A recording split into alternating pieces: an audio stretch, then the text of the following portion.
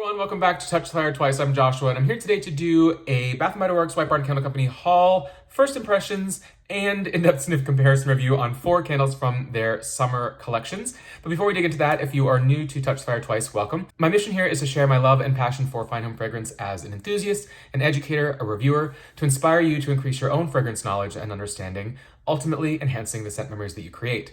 If you want to learn more about what I do, why I do it, how I do it, you can check out my website at TouchTheFireTwice.com and follow me over on Instagram and TikTok, both at TouchTheFireTwice. But for now, let's dig into summer.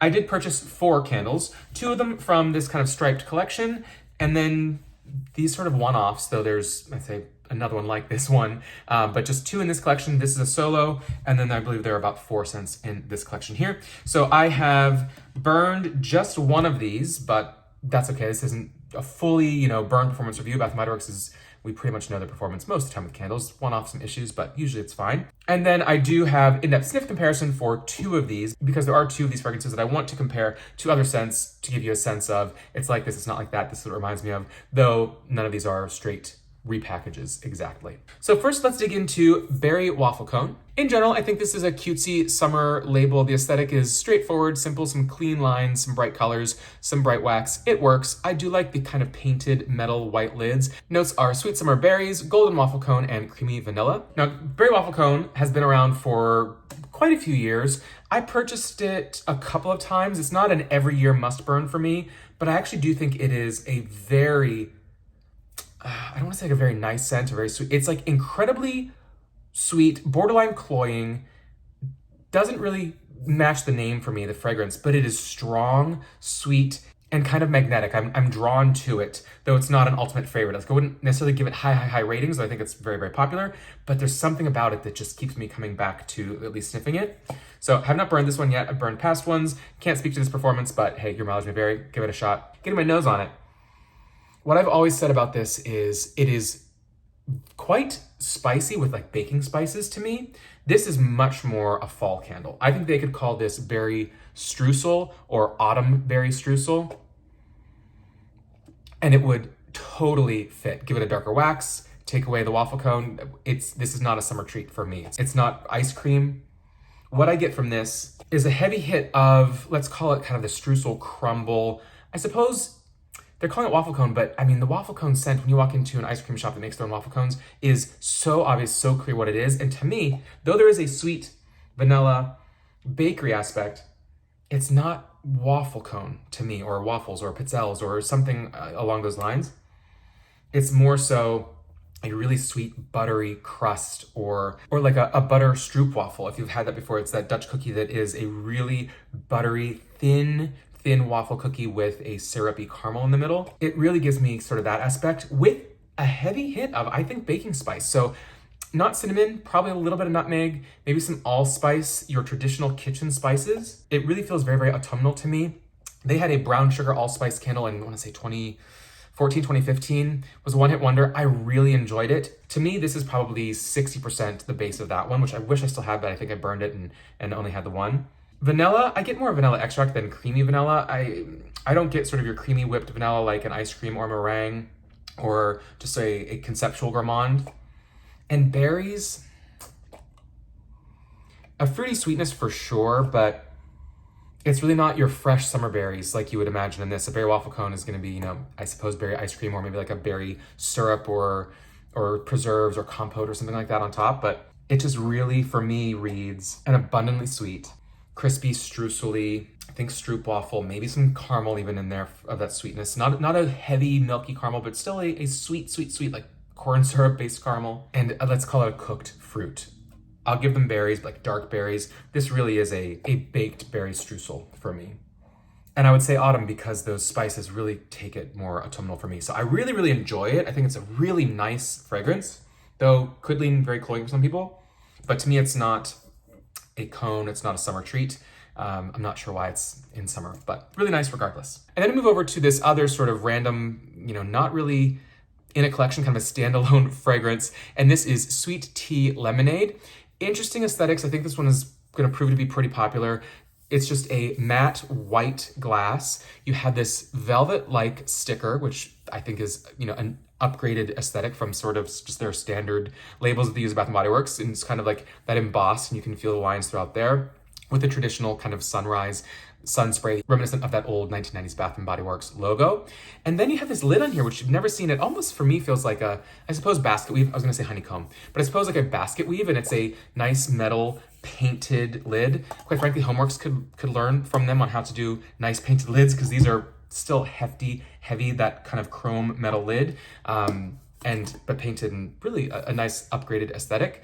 But that's kind of sweet, like I guess a summer picnic. I would love to see a whole collection of either summer sips or something along those lines with this design aesthetic, but for whatever reason, this is a standalone. Notes on this one: brewed sweet tea, fresh squeezed lemons, and sugar crystals. Now, Bath & Body Works has had sweet tea and lemonade, lemon iced tea fragrances in the past. Their first one that I'm aware of was London Calling Tea and Lemon, which I do have here. We'll get into a side-by-side sniff on this in a moment. And then there was the Southern Sweet Tea, like the Southern Porch Tea in that collection, like 2015, that was sort of a Southern Porch collection. I think we also saw maybe a Southern Pecan Pie in that collection, and also a Bow Ties and Bourbon, which was a really nice fragrance, kind of similar to your Boathouse Row from a Lakeside collection from, I want to say, 2013 or so, all post Slatkin & Co., except for the London Calling, which was part of a Destinations collection. And I do know that the Southern Sweet Tea was a bit different from your original London Calling candle. This one, I do believe, is, let's call it basically a repackage, a straight up duplication of the original London Calling, but I want to get my nose on it to compare. First, with the sweet tea, lemons, and sugar crystals, what do I get it on my nose? It's very nice. What I will say though, for me, is as much as I do think the sweet tea and lemon fragrances are nice, it's hard for them not to read, Lipton Brisk, Nestea powder, sort of your powdered teas. You just stir in like a Kool-Aid mix, or your Lipton Brisk, I remember in summer camp in the early 90s, like the vending machine had Lipton Brisk, I think it was Lipton Brisk, cans of iced tea, which there's a little bit of tea in there, but a lot of artificial flavors, and just that taste that is like, it's not a high quality tea, let's call it that. It's not a truly fresh brewed sun tea that's kind of tannic and strong and astringent with that true black tea flavor with just a squeeze of lemon and a hint of sugar. This is more product as opposed to, grandma making this from scratch at home, in my opinion. It's very clearly an iced tea fragrance, but more so, almost like when we think of grape scented things, oftentimes we're thinking more so of like the Jolly Rancher grape candy flavor versus the flavor of an actual grape that you're going to eat. And that happens a lot with fragrance, because fragrance and taste is so mixed together, and we eat so many processed or artificial flavors nowadays, or naturally derived but still inauthentic scents and fragrances these days, that I think it almost sometimes mixes them up in our mind sometimes. And so with this, that's kind of what I get. It's like tea product as opposed to a fresh brewed tea, as they say, brewed sweet tea, like it feels more like product. And that's not necessarily a bad thing. It smells really good. It's very, very strong, the lemon. It's a nicely, I'd say, authentic lemon, a little bit more of the lemon zest as opposed to the lemon juice. Usually when you're having, lemonade or sweet tea with lemon, you're squeezing the lemon in there. You might have a little spritz of the oil when you're squeezing it, but primarily you're getting the juice of the lemon, which is super sour in there. This is more so the zest, which I actually did a margarita recipe recently where you actually steep the citrus juices in a ton of zest for like 7 or 8 hours and then strain it out to get an additional layer of flavor. And the zest versus the juice really does impart quite different flavor profiles. And so for this, it's primarily a zest to me, which isn't bad because it's sweet, it's bright, it is a little bit sour, but not as sour as truly the juice would be, and it is abundantly sweet. So you got those kind of crunchy sugar crystals. Now comparing that to London Calling and then one other tea candle here. Comparing to London Calling, again, this is the only one I have left, and this was back when they did little 4 ounces, and they offered the 4 ounces in these little gift boxes. I think it was because of the time of the year. This was around the holidays, right before the holidays perhaps, and this was their first of many destination collections that they did from, let's say, 2012 throughout maybe 2015, and even sometimes now we see it. So opening the box here, just had the name and the notes on the back. A decent aesthetic for Bath & Body Works. We don't see boxed items from them really ever when it comes to candles. Very straightforward on the labeling here, whereas the Three Wick had this full scene of sort of that very iconic telephone booth from London. Notes on this one: a royal blend of tea, lemon, and sugar. Now I burned through my 3-wick, probably had a couple of those over the years. It's come back under different names, different times, but basically the same scent. I've not burned this one, but it is literally from late 2012, so we're talking 10 and a half years old. It's still got a pretty good scent on it. I think that these are likely the same fragrance because I do think that London Calling was not the same as that Southern Sweet Tea, and I think that this is not the same as Southern Sweet Tea. So either these are pretty much the same or these two are closer than that Southern Sweet Tea. Smelling it now, I will say that this comes off brighter, zestier, but that could be because, again, this can is literally 10 plus years old. But when I got my nose on this, when I first smelled it, to me it smelled immediately like the London Calling candle. If anything, maybe a little bit heavier on the lemon zest than just the more authentic natural lemon that London Calling may have had.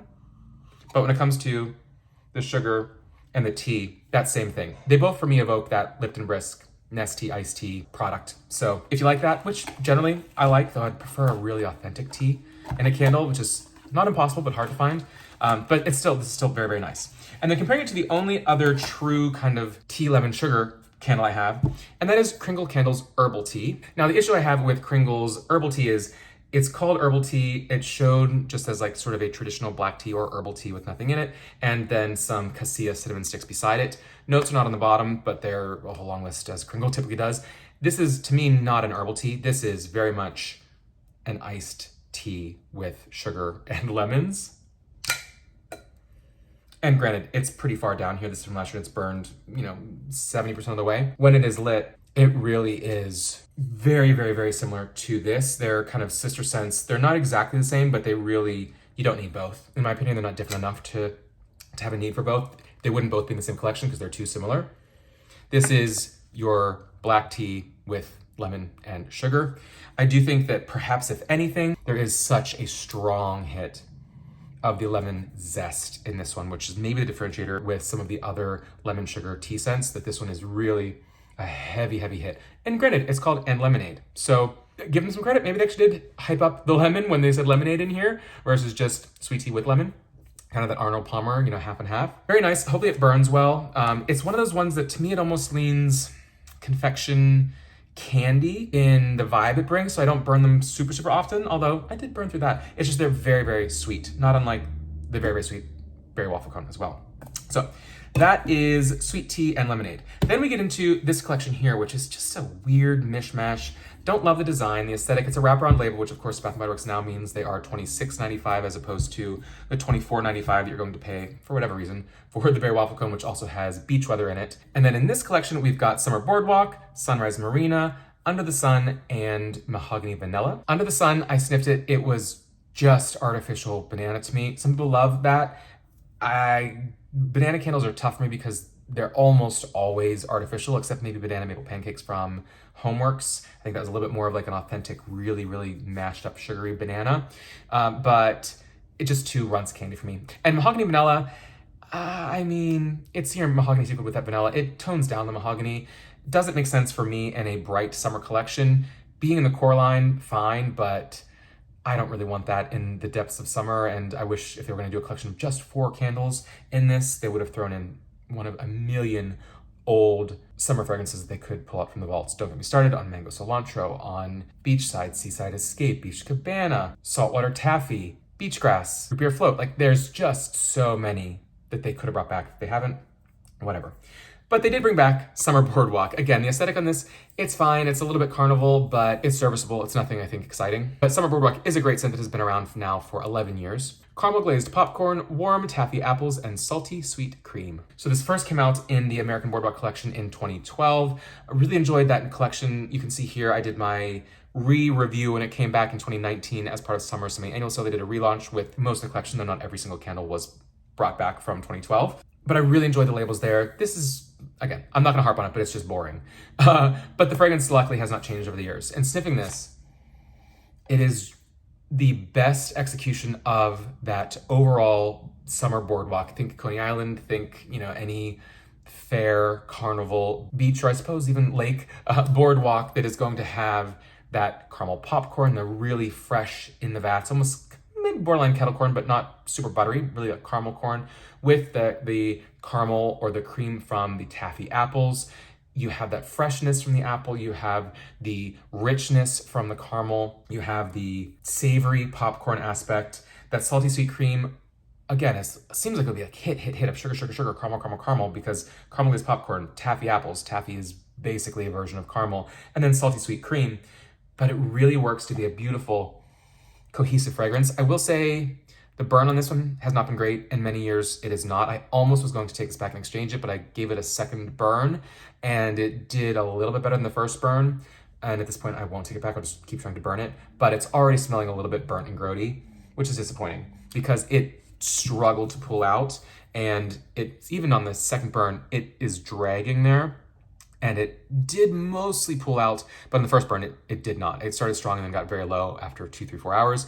As we know, when you burn it for that long, and if the candle is underwicked, which means the wicks are not strong enough or they're not sending enough heat to the wax, it's going to heat and warm the wax, but just singe the oils and not burn off enough of the wax to get into the fresh level of new wax with new fragrance oils. And so it just ends up getting that kind of kerosene scent. Not terribly so, but with a sweet gourmand, it is especially, I think, especially strong potential for it getting that kind of grody scent to it.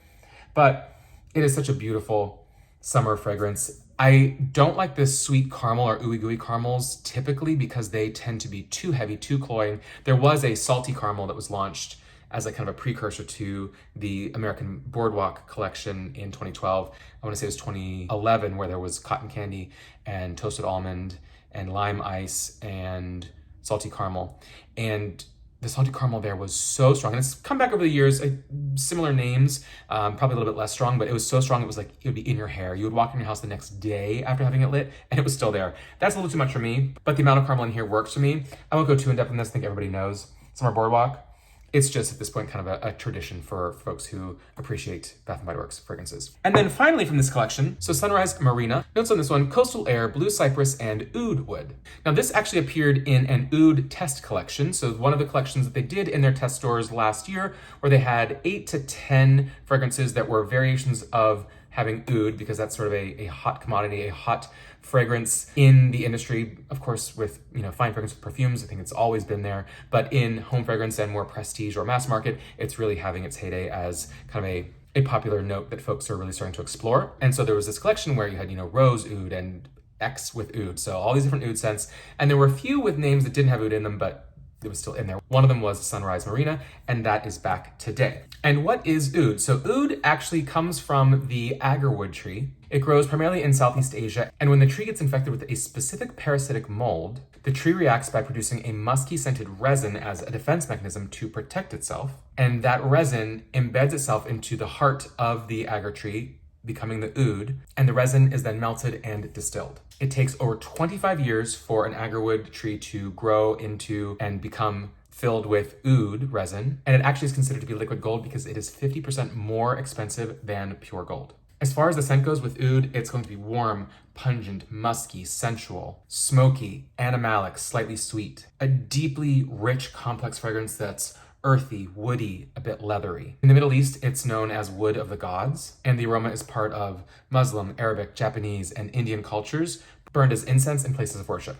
So that's the quick 101 on oud, and it appears in here. Of course, we're going to get a fragrance oil, synthetic here, not a true essential oud oil. I would be gobsmacked shocked if so. So we're getting coastal air, blue cypress, and oud wood. So the oud, that musky, woody, leathery, pungent, sweet, seductive, spicy wood note, that resinous note, with the blue cypress. So cypress is really going to be sort of in the juniper family, similar to cedar woods, very, very close profile there. And coastal air, that's going to be an accord, could be ozonic, could be a bit of a floral in the air, could be one of a million notes, very hard to say. But getting my nose on it, it is quite fresh. Think your ocean driftwoods. It's in that general family of your woody ocean. I would almost say, as many folks would say, cologne. This kind of leans toward a, dare I say, generic men's fragrance. This could be in the men's collection of Bath & Body Works. Call it legend, call it noir, call it ocean, call it whatever you want. But it's not very unique in any real way. It's fine. To me, it kind of smells a bit like your traditional like Barbasol shaving cream from the olden days. Fresh, but reminiscent of at least 3 or 4 other fragrances at Bath & Body Works, which I'm going to do an in-depth sniff comparison review on here. Though I've not burned this. I don't love this.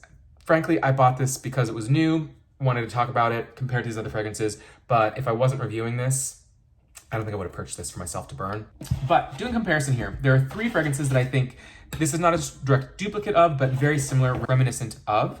One of them is actually Bergamot and Birch. This was from the Ingredients collection that came out, what was this, early 2022. Notes on this one, Vibrant Bergamot, Black Amber, and Birchwood. These are not the same, but where they are similar is that kind of fresh, oceanic, coastal sharpness, almost like a tannic sharpness to it. A fresh sharpness. That's more so the airy bergamot in here, although bergamot often gives an airy scent to fragrance, which, you know, that coastal air, kind of a match there. The bergamot and birch, I'd say, is almost a bit sweeter, probably from that kind of like birch wood, which can be a little bit wintergreen, very green wood. They're similar where this one also, I think in my review that I did, which you can watch here if you're interested in the original Ingredients collection review that I did in 2022, is that this one also felt kind of like an old barbershop from, I don't know, the 40s or something like that, where it's fresh, but a little musky, somewhat masculine. Though I don't like to assign gender to fragrances, traditionally people would think that that's more of a masculine fragrance.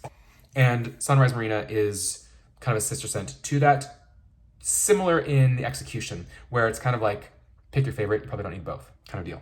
However, the one that I think this is most like is from 2021, and that is Surf Shop. I really enjoyed this one. I don't know if it came back in other names over the years, but I did enjoy it in 2021. Notes on this one, Oceanside Birch, Sparkling Waves, Summer Spruce, and Sage. And sniffing this, oh boy, it is really, I love how oceanic this smells. Borderline driftwood, but not your generic mahogany driftwood, overly ozonic with just, you know, the woodiness. There really is an herbal, coastal angle to this with that spruce and the sage, the birch, and then whatever conceptual notes come from the waves. The similarities are sort of in that fresh, wet, resinous sweetness, I would even say, between the two are quite similar sister scents. The Sunrise Marina leans a little bit more, let's say, drier and, again, generic men's collection fragrance versus Surf Shop, which I think from the spruce adds a bit more of, to me, authentic woody notes. The spruce really comes through as authentically spruce, with that green sage wrapped around it, and a bit of that birch, also kind of greeny wood. In this one, I suppose perhaps the oud is more dark and resinous, and a bit more of that kind of leathery aspect, where this one maybe feels a little bit more masculine. But they're scents from the same collection, or in like, hey, Bath & Body Works, A or B. You know, like when you're at the eye doctor, A, B, 1, 2, which one do you want? And they unfortunately went with this one, whereas I think Surf Shop actually is a nicer fragrance. All that to say, I would love to hear what you all think of Sunrise Marina. What do you think of oud in general? What do you think of any of these? So much for a first impression overview and haul. Yeah, it's a haul, but you're gonna get a little bit of everything, because if I get my nose on it, I'm gonna talk about it and what I think about it, because I always want to think, you know, what is the mood, moment, memory, space, place, or time that these fragrances evoke. So I'd love to hear your thoughts on any of these or any other recent collections at Bath & Body Works. And until next time, take care.